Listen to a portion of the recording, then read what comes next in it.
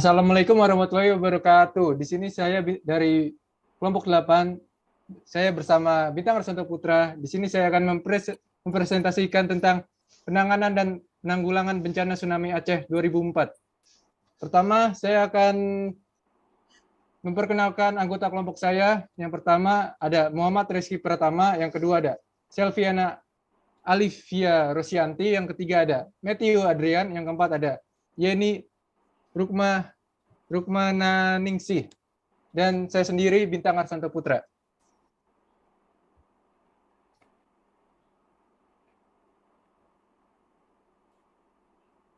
Yang pertama di sini saya akan menjelaskan tentang tsunami. Berdasarkan Undang-Undang Republik Indonesia Nomor 24 Tahun 2007, bencana alam adalah bencana yang diakibatkan oleh peristiwa yang disebabkan oleh alam, antara lain gempa bumi, tsunami, banjir, tanah longsor, gunung meletus, dan angin topan, sehingga mengakibatkan timbulnya korban jiwa manusia, kerusakan lingkungan, kerugian harta benda, dan dampak psikologis. Tsunami berasal dari bahasa Jepang yang berarti gelombang di pelabuhan, atau su berarti pelabuhan, nami berarti gelombang. Tsunami adalah serangkaian gelombang ombak laut raksasa yang timbul karena adanya perubahan struktur geologis dasar laut secara vertikal, sehingga mengakibatkan air laut dalam volume sangat banyak berpindah tempat secara mendadak. Tsunami dapat terjadi karena adanya gangguan besar di bawah laut, seperti gempa bumi, letusan gunung berapi, longsor, maupun meteor yang jatuh ke bumi, yang menyebabkan perpindahan sejumlah besar air. Perpindahan air ini mengakibatkan air laut surut tiba-tiba, kemudian tidak beberapa lama air laut yang menyeruak masuk tersebut akan keluar dan menggulung hebat menjadi gelombang raksasa yang tingginya bisa lebih dari belasan meter. Berikut adalah penjelasan penyebab terjadinya bencana tsunami. Ya, selanjutnya ada tsunami Aceh 2004. Indonesia tidak mungkin terlepas dari adanya gempa bumi. Gempa dapat terjadi di semua daerah. Beberapa lempeng bumi bertemu dan beradu atau berbenturan sejak dahulu. Di kepulauan Indonesia ini, banyak tempat rawan akan gempa dan tsunami di Indonesia. Hal ini dikarenakan wilayah Indonesia secara geografis maupun geologi merupakan negara kepulauan yang terletak pada 4 lempeng tektonik yang bertemuan, yaitu yang pertama lempeng Eurasia, Australia, Pasifik, dan Filipina. Bencana gempa bumi dan gelombang tsunami yang melanda Nanggro Aceh, Darussalam, dan Sumatera Utara tanggal 26 Desember 2004 lalu sangatlah luar biasa.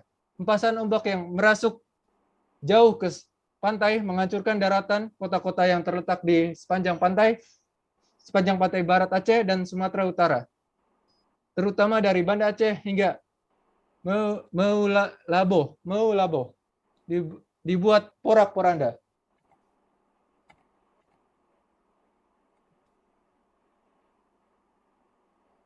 Tsunami Aceh 2004, hampir 230.000 orang tewas di Provinsi Aceh. Kebanyakan mereka adalah wanita dan anak-anak. Masyarakat terkoyak, mata pencarian hilang, keluarga, sekolah, dan fasilitas kesehatan hilang, terbawa arus besar. Selain itu, terdapat kerusakan skala besar dan sumber daya yang besar pula, sehingga membutuhkan waktu yang relatif lama dalam rehabilitasi daerah tersebut dan memulihkan dengan lebih baik.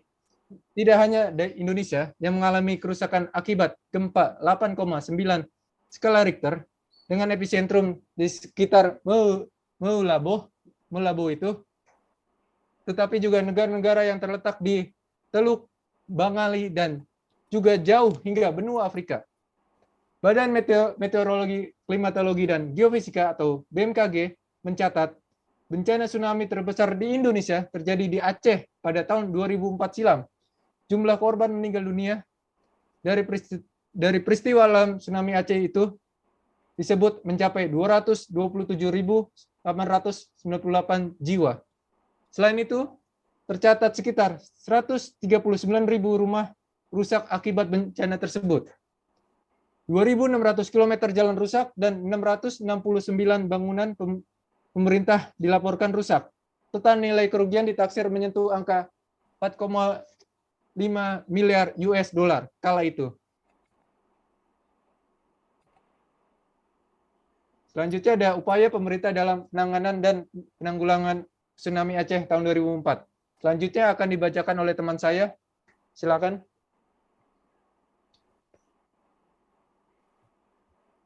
Selanjutnya saya akan membacakan fase tanggap darurat. Fase penanggulangan bencana alam tsunami Aceh yang pertama adalah fase tanggap darurat. Fase tanggap darurat dilaksanakan 3 bulan pasca terjadinya tsunami, yaitu pada bulan Januari sampai Maret tahun 2005. Tujuan dilaksanakan fase tanggap darurat adalah menyelamatkan masyarakat yang masih hidup, mampu bertahan dan segera terpenuhinya kebutuhan dasar bagi para korban. Fase tanggap darurat dilaksanakan setelah penetapan status bencana alam tsunami Aceh menjadi bencana nasional oleh pemerintah. Setelah penetapan status bencana nasional yang ditandai dengan keluarnya keputusan Presiden nomor 112 tahun 2004, pemerintah melalui Impres nomor 1 tahun 2005 melakukan fase tahap tanggap darurat yang dilaksanakan selama 3 bulan dan berakhir pada tanggal 26 Maret tahun 2005. Sasaran utama dari tahap tanggap darurat ini adalah penyelamatan dan pertolongan kemanusiaan. Pelaksanaan fase tanggap darurat menurut estimasi membutuhkan anggaran sebanyak 2 triliun. Anggaran tersebut digunakan demi terlaksananya penyelesaian tempat penampungan atau posko pengungsian dan pembagian logistik kepada seluruh korban bencana alam tsunami di wilayah Banda Aceh, Aceh Besar, Aceh Jaya, Aceh Barat, Lok Seumawe, Langsa, Aceh Selatan, Singkil, Pidie, dan Berun. Salah satu upaya penanganan darurat yang dilaksanakan pemerintah adalah memobilisasi sumber daya nasional dan daerah dalam pelaksanaan tanggap darurat, dalam rangka mengkoordinasikan pengendalian dan penanggulangan bencana dan segala upaya tanggap darurat. Pada tahap awal, Wakil Gubernur NAD secara langsung mengkoordinasikan dan mengendalikan penanggulangan bencana sampai bentuk Satuan Koordinasi Pelaksana Khusus Aceh dengan dikeluarkannya surat keputusan Ketua Bakornas PBP nomor 1 tahun 2004 tanggal 30 Desember 2004. Next.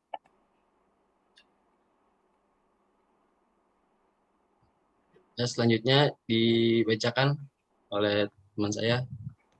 Upaya rehabilitasi. Rehabilitasi dilaksanakan pemerintah setelah menyelesaikan fase tanggap darurat. Rehabilitasi bertujuan mengembalikan dan memulihkan fungsi bangunan dan infrastruktur yang mendesak dilakukan untuk menindaklanjuti tahap tanggap darurat, seperti rehabilitasi masjid, rumah sakit, infrastruktur sosial, serta prasarana dan sarana perekonomian. Sasaran utama dari tahap rehabilitasi ini adalah untuk memperbaiki pelayanan publik hingga pada tingkat yang memadai. Dalam tahap rehabilitasi, juga diupayakan penyelesaian berbagai permasalahan yang terkait dengan aspek hukum melalui penyelesaian hak atas tanah, penyelamatan dokumen pertanahan, dan penanganan trauma korban bencana. Selanjutnya,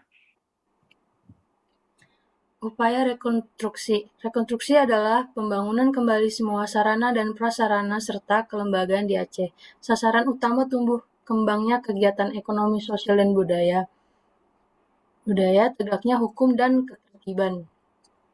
Upaya rekonstruksi bertujuan membangun kembali kawasan kota, desa, dan aglomerasi kawasan dengan melibatkan semua masyarakat korban bencana, para pakar, perwakilan lembaga swadaya, masyarakat, dan dunia usaha. Perka BNPB nomor 11 tahun 2008. Sasaran akhir tahap rekonstruksi adalah terbangunnya kembali kehidupan masyarakat yang lebih baik di wilayah yang terkena bencana. Tahap rekonstruksi wilayah pesisir Aceh dapat dikelompokkan menjadi dua aspek, yaitu rekonstruksi dalam bentuk fisik dan rekonstruksi dalam bentuk non-fisik.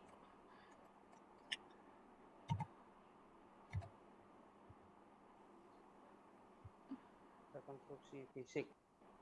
Pembenahan dalam aspek fisik berupa perbaikan kembali fasilitas-fasilitas umum, rumah-rumah, bantuan, sekolah-sekolah, dan kantor-kantor pemerintah. Fasilitas umum yang terkait yaitu pada sektor perhubungan seperti jalan, jembatan, pelabuhan, dan bandar udara. Pembenahan pada aspek hukum yaitu penyelenggaraan administrasi pemerintah, hak keperdataan, perwalian, pertanahan, dan perbankan. Pembenahan dalam rekonstruksi tersebut tercantum pada rencana induk rehabilitasi dan rekonstruksi Provinsi Nanggro Aceh Darussalam. Kedua itu rekonstruksi non-fisik. Rekonstruksi non-fisik dimaksud adalah tindakan untuk memperbaiki atau memulihkan kegiatan pelayanan publik dan kegiatan sosial, ekonomi, serta kehidupan masyarakat. Cakupan dalam kegiatan rekonstruksi non-fisik diantaranya: 1. Kegiatan pemulihan layanan yang berhubungan dengan pendidikan, serta kehidupan sosial dan budaya masyarakat. Yang kedua, partisipasi dan peran serta lembaga dan atau organisasi masyarakat, kemasyarakatan, dunia usaha, dan masyarakat. Yang ketiga adalah kegiatan pemulihan, kegiatan perekonomian masyarakat. Dan yang keempat, fungsi pelayanan publik dan pelayanan utama dalam masyarakat. Dalam pelaksanaan yang dilakukan di bawah koordinasi BNPB dengan bekerjasama dengan instansi-instansi yang terkait dengan bidang yang akan direkonstruksi sesuai dengan Perka BNPB tahun 2008 nomor 57.